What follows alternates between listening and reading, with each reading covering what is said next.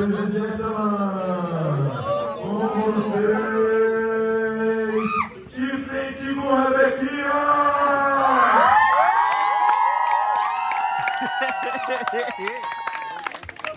Boa noite, senhores! Boa noite! Hoje a gente tem uma entrevistada muito especial aqui, que tá aqui com a gente. Eu vou chamar ela agora. Uma salva de palmas pra ela, Liliane Gacê! Ela tá jogando, ó. Tá jogando. Prioridade, né? Prioridade do jogo. Pode vir, pode vir, pode vir. Cadê a Produção, cadeira, manda Thiaguinho? entrar, produção. Cadê a cadeira, Thiaguinho?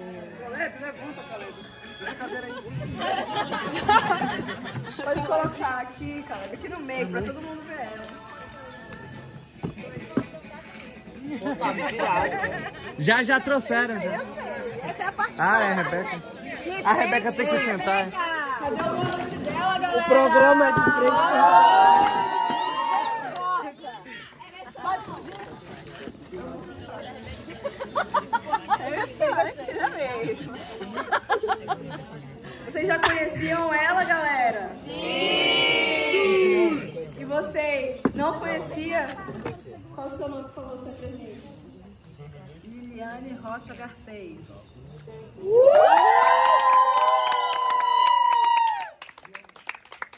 Eu quero saber, primeiramente, o que a senhora está achando aqui do Arcanjo. Estou gostando do agito de vocês. As duas equipes estão de parabéns. E parabéns para Laranja! Laranja? Aí aparece essa risos aqui entrevista. em cima. Então, eu quero saber primeiramente se a senhora é casada, solteira, como que tá? Casada há 1 ano e... Ixi, vou esquecer a data. 1 ano e 7 meses. Casada há 1 ano e 7 meses e tenho 2 enteadas. Só os solteiros Me conta, aplaudindo. assim, como é que é essa vida de casada?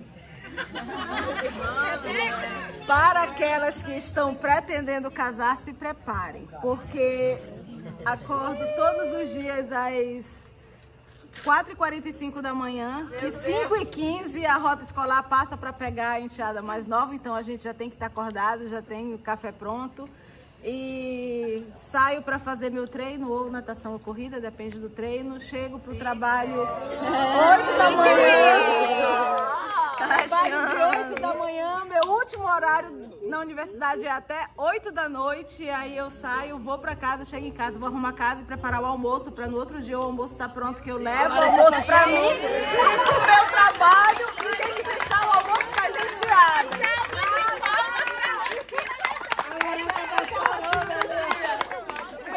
Ei, Daniele! Eu faço isso todo dia.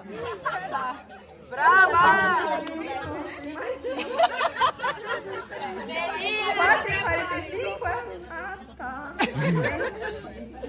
E me conta assim... João, eles ficam para mais tarde. Né? E me conta assim, você conheceu ele na igreja também? Conta aí como é que foi, onde é que a gente arranja um marido? Arranjei meu marido no trabalho. E... Cadê a Elô? Cadê a Elô?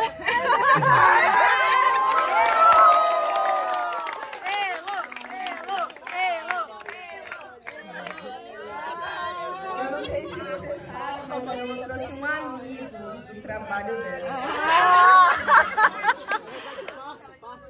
Aí a gente começa já a desconfiar dessas amizades. Eu conheci meu marido numa reunião de trabalho. E aí dessa reunião a gente começou a puxar conversa e trocamos número de telefone e até hoje. Fica a dica. Tem que ser crente, hein, galera? E me conta assim, agora falando um pouco sobre a mensagem. Quando veio o convite, como é que tu ficou assim? Apreensiva. Pra gente que recebe qualquer tipo de convite dessa maneira, para esse tipo de atividade, é sempre uma preocupação, porque se for pensar em cada um de vocês, cada um tem a sua vida, a sua particularidade, a sua diversidade, foram criados de maneira diferente, às vezes vêm já de outras religiões, então é uma mistura de opiniões. E para a gente tentar entender o que Deus quer falar por meio de nós é um pouco complicado quando a gente vê toda essa diversidade. Então, para mim, o convite veio como uma apreensão primeiramente, depois uma alegria muito grande de ter sido lembrada.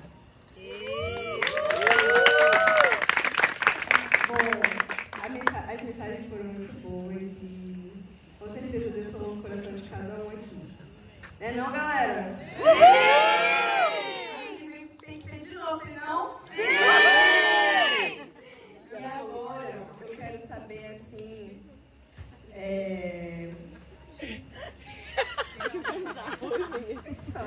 Aconteceu muita coisa, né? Vamos saber agora. Rebeca. 43 bem vividos.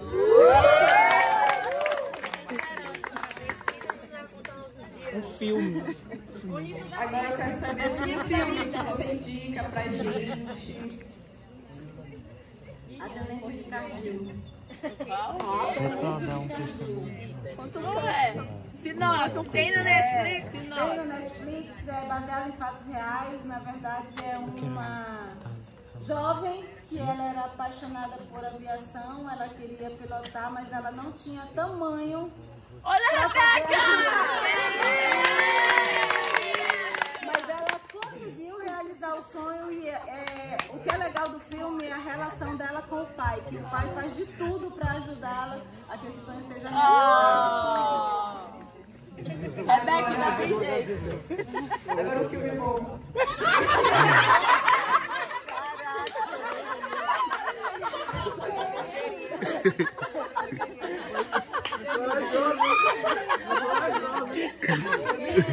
Ei, anota aí vai todo mundo assistir na EBD, a gente vai falar o que a gente achou, tá?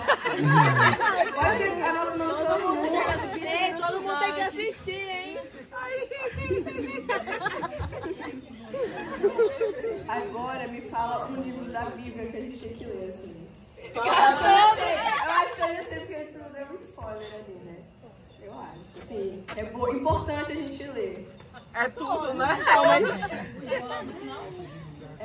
Eu acho que depende de cada fase da vida. Sempre para aqueles que estão iniciando, diferente do que muitos pregadores, promotores ou evangelistas fazem de ensinar o livro de João, eu já até comentei isso. Eu indico primeiramente o livro de Lucas. Acho que é um livro para você conhecer realmente a história de Cristo, os detalhes que Lucas faz ali, e é uma forma muito mais simples que ele apresenta o que Jesus fez. Então eu indico o livro de Lucas. Para aqueles que já querem se aprofundar na fé, para mim é o livro de Filipenses, porque cada versículo vai dar uma lição de vida. E para aqueles que pensam em serviço na igreja, é o livro de Efésios. Parece até coisa, gente. Por exemplo, tipo assim, eu nunca ia ver. E aí eu quero começar por...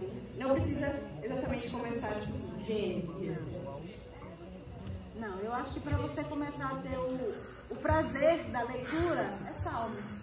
Você vai encontrar muita coisa legal, muita coisa gostosa e assim, se a gente for seguir aquela regrinha para ler o livro todo durante o ano, que são 3 capítulos durante a semana e 5 no final de semana, ou 4 no final de semana, o livro de Salmos é bom porque como os salmos são teoricamente pequenos, você acaba vendo que você consegue cumprir com isso. Então, vai passar o primeiro mês e você vai dizer, legal, eu consegui. E aí pode partir para outros livros. Entendi. Então vamos começar aí, galera. EBD, próxima semana. Ei, um apelo aí pra todo mundo ir pra EBD. A importância da EBD. Pergunta da plateia. Não é pergunta da plateia. Não, eu só queria que você desse um incentivo aí pro pessoal que não vai pra EBD. Ei, eu sou respeitosa. Eita, lacrante. Lacrante. Não, tá certo. Porque a senhora também é a senhora, certo? A pergunta já esqueceu já, depois de tantos anos. A EBD, ela tem, pra mim, ela tem muito mais ponto positivo do que negativo. O negativo, às vezes, acontece porque muitas vezes é o único dia que você tem pra dormir até tarde. E aí vem aquela reclamação, poxa vida, tem que acordar cedo no domingo. Ou, às vezes, a família não é uma família que comumente frequente os cultos, então você fica naquele impasse. É o único dia que eu vou ter para ficar com a família. Então, eu fico com a família ou eu vou para a BD? É lógico que tem essas questões individuais aí de cada um. Mas quando você pensa no aproveito que você tem de conhecimento bíblico, acho que vale muito a pena, porque você parar para ouvir uma mensagem falando de PIB, mensagem do pastor Norte e do pastor Rodrigo, legal, vai ter ensinamento? Vai, mas ali você não vai poder perguntar nada dele. Nenhuma curiosidade, ou fazer como você está fazendo aqui, qual é o livro que você indica para isso? Lá não tem como, a gente ouve, se quiser fazer alguma anotação faz e vai embora para casa. Na EBD você tem a oportunidade de discutir. E às vezes eu levo, por exemplo, alguns exercícios para fazer. Teve um dia que eu levei, as meninas até brincaram que era prova escrita e depois prova oral, porque eu levei umas dinâmicas para a gente fazer. Então eu acho que essa interação dos próprios jovens discutirem aquele assunto e da gente levar algumas coisas assim, algumas brincadeiras que estimulam o aprendizado, acho que isso é muito válido. Todo mundo na EBD. E você dá aula, né? Dá aula. Minha formação é engenharia civil, sou bacharel em engenharia civil, só que o meu mestrado foi na área de saneamento. Então, eu sou professora na Faculdade de Tecnologia da UFAM, ministrando disciplinas de ciência ambiental, de engenharia ambiental e da parte do saneamento. E também segurança do trabalho e performance.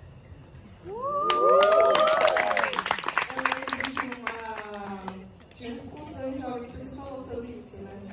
E eu queria saber assim, se você aplica muita coisa, muito método, muita coisa que você aprendeu lá, na EBD, nas aulas, já pode sair já?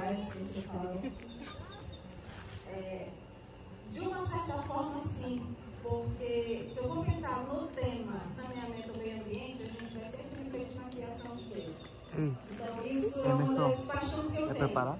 De pensar nisso tudo e ver como isso tudo funciona e entender que foi Deus que criou. E os detalhes, quando a gente começa mesmo a estudar a respeito de ecossistema, de ecologia, a gente começa a ver os detalhes da criação, isso é algo formidável. Então, tem como você trazer isso para o lado espiritual. E a questão da didática, é lógico, a gente, como é a nossa vida profissional, então a gente está ali lidando com os jovens, lidando na frente, ensinando algum assunto, isso traz uma certa prática, então acho que se torna mais fácil ser professora de EBD, já que eu sou professora na vida secular. Entendi. Calma, galera, calma. Eu queria saber se alguém tinha alguma pergunta. Fala, galera. Fala, galera. A Dani. Não, mano, eu não sei o que sai. Aí eu tenho uma pergunta. Já, câmera, eu filmei. Ei, mano, eu tenho uma pergunta. Qual tua voz roupa? Qual foi a diferença de um mês de casada para um ano, por favor?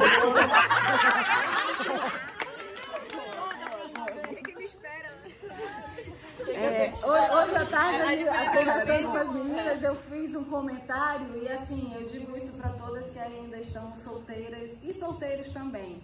Aquilo que acontece no namoro, no casamento, é 100 vezes mais forte. Então, se a pessoa ela é muito dedicada, ela é muito carinhosa, no casamento isso aí vai ser 100 vezes mais. Se ela é uma pessoa que ela não lhe dá atenção, ela é muito fechada, no casamento isso também vai ser 100 vezes mais. Então, amadureçam a relação de vocês no namoro. Tenham um diálogo aberto no namoro, porque isso no casamento vai ser fortalecido. O que acontece no namoro, no casamento, ele vai ser com muito mais ênfase. E aí vem a diferença do mês para um ano. No primeiro mês, no segundo mês, a gente ainda está, apesar do conhecimento do namoro, mas a gente ainda está no processo de aprendizagem. E esse processo ele vai ser pro resto da vida, porque nós somos seres que a gente muda de opinião, a gente muda de comportamento, a gente tá... Então, assim, essas coisas vão acontecendo, só que ali vocês já vão amadurecendo juntos. O primeiro mês ainda é tudo muito gostoso, muito legal, você ainda leva algumas coisas na brincadeira, só que quando vem essa rotina do dia a dia, como eu falei para vocês, meu caso de trabalho, primeira turma começa a sala de aula 8 da manhã, e a última turma que eu saio, que são os formandos, termina 8 da noite, a gente já está esgotado. E isso não é só eu, não, ele também, porque a última turma que ele dá aula é 8 da noite. E aí a gente chega em casa, os dois já cansados, e a gente... Agora, uma coisa que é legal, e isso, depois de 1 ano e meio, a gente continua fazendo, é a parceria. Eu faço o almoço, mas é ele que lava a louça. Se ele vai a casa, eu faço o pano. Ele lava o banheiro todo sábado.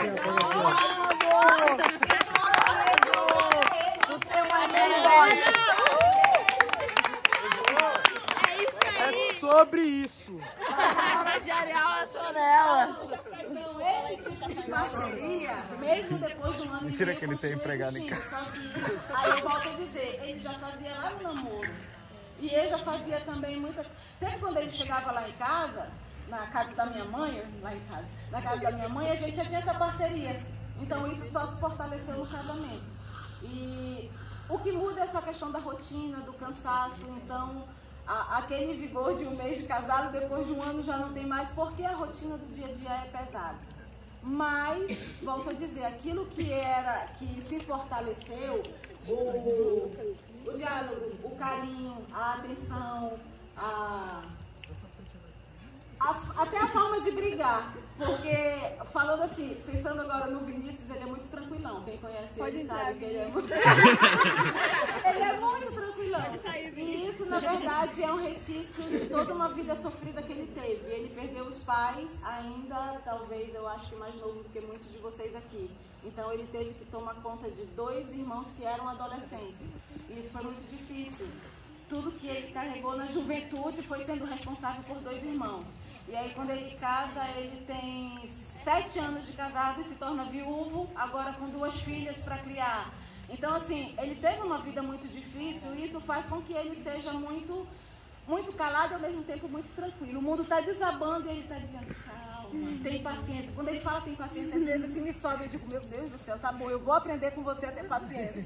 Mas, e isso é legal, porque como eu sou muito acelerada, então a gente acaba se completando.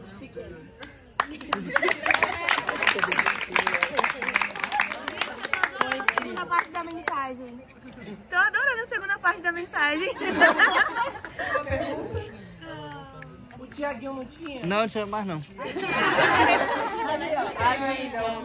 Eu vou fazer eu e a tia no office. Oi, dá pra ouvir. Mais cedo na já estava falando sobre equilíbrio, né? Muitas vezes a gente foca tanto em um projeto, em alguma coisa, que a gente acaba esquecendo de dar atenção a outros setores da vida, né? Queria que você desse um pouco mais de orientação para esses jovens aqui. Com essa voz assim. Já tá equilibrado. Aí realmente é eu acho que cada um de nós, independente da idade, tem ainda os sonhos, as expectativas. Só que a gente precisa aprender a dosar muito isso. Eu falo do meu ritmo de trabalho, então, como eu digo, eu treino todo dia de manhã cedo, tanto eu quanto meu marido, mas assim, o treino para mim é uma válvula de escape. Quando eu estava na parte bem mais complicada do meu doutorado, que era escrevendo já a tese, já tinha passado toda a parte de laboratório, então eu estava só escrevendo a tese, foi exatamente no ano passado e foi no período que eu me inscrevi na maratona.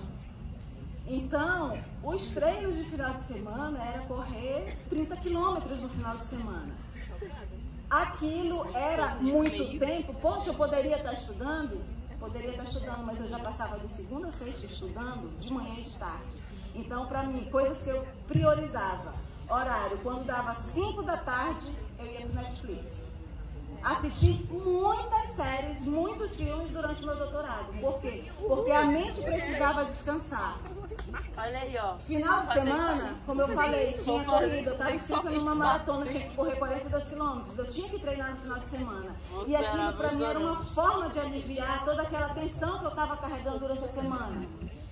No meio desse doutorado, casei. Então, assim, é você realmente estabelecer as expectativas, o foco. A gente precisa saber o que quer, precisa estabelecer o tempo para você fazer tudo aquilo, mas não pode esquecer da nossa vida social, muito menos da espiritual. Em nenhum momento, durante toda essa minha vida de trabalho, desde a época de mestrado e doutorado, eu abri mão dos ministérios da igreja. Aquilo que me chamavam para ajudar, eu assumi. E às vezes isso era muito pesado. Vocês não têm noção do que é passar uma semana estressadíssima com a cabeça desse tamanho e ter que estar no sábado de tarde ali ensaiando no coral, onde eu queria estar dormindo porque eu estava esgotada, mas eu estava ali. Tendo um monte de coisa para dar conta e no meio desse monte de coisa da tese ainda ter que preparar uma aula para o domingo. Às vezes eu dizia, poxa vida, como eu não queria estar na escala, mas eu tenho que fazer porque é para o Senhor, não é para mim. Então, coisas que eu nunca abri mão da minha vida, do que eu chamo de vida social, que é exatamente o Netflix, é a natação, é a corrida, é o ir para o cinema para quem gosta, é seja lá o que for. Nunca abri mão disso. O meu relacionamento também, que estava ali comigo durante tudo isso, e também o serviço para o Senhor, porque eu digo que não é serviço da igreja, é um serviço para o Senhor. E eu fazia aquilo, apesar do cansaço, mas eu dizia, Deus vai me fortalecer, e é para isso que eu fui chamada, então é isso que eu vou cumprir. Então, eu deixo a dica. Foco, objetivo.